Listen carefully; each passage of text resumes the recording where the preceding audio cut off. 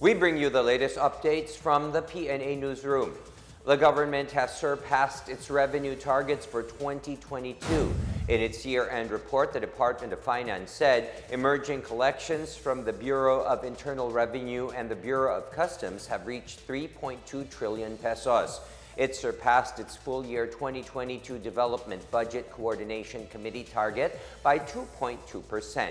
This led to the implementation of important grants and technical assistance in 2022, amounting to an estimated $85.5 million. The DBCC gave a positive outlook on the Philippine economy with an expected gross domestic product growth between 6% and 7%, in line with Moody's growth forecast for 2023. For next year, the DOF's major activities include right-sizing, continued pushing for key tax measures such as excise, ease of paying taxes, and mining fiscal regime. The national government is also expected to secure around $19.1 billion worth of official development assistance, $9.2 billion worth of loans from multilateral development partners, and $9.8 billion in loans from bilateral lenders.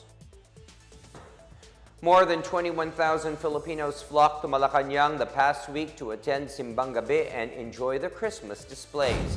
Data from the Presidential Security Group show almost 3,000 attended dawn masses from December 17 to 24.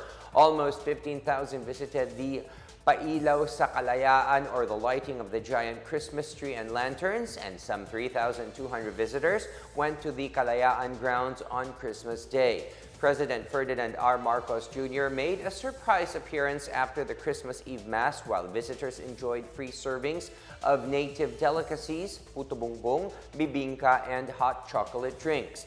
Marcos opened the Malacañang to the public from December 18 to 24 as he wants Filipinos, especially the children, to enjoy Christmas more. In his Christmas message, the president said it is imperative for everyone to recognize love as the true essence of the holiday season.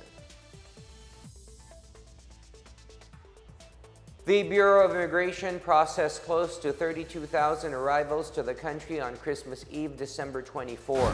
Immigration Commissioner Norman Tancinco said over 10,000, or majority of the international passengers, arrived via the Ninoy Aquino International Airport Terminal 1.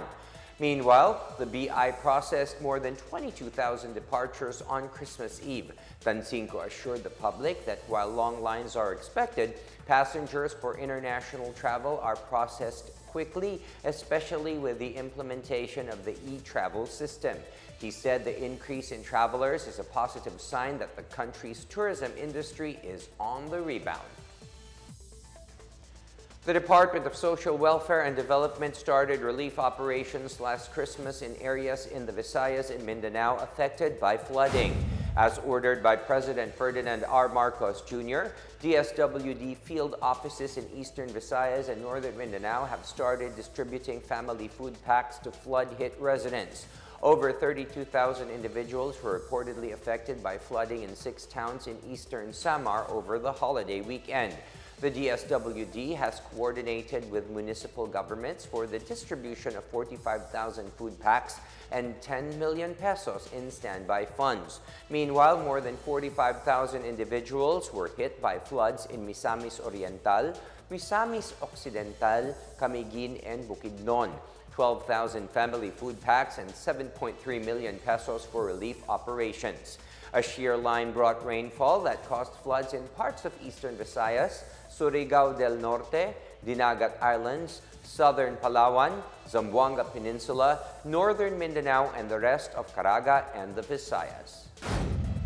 And that is the latest and the biggest stories from the Pna Newsroom. For more news content, visit our webpage or head on to the Philippine News Agency's Facebook and Twitter accounts. We are also shown on the social media pages of the Office of the Press Secretary and on Radio Pilipinas RP1.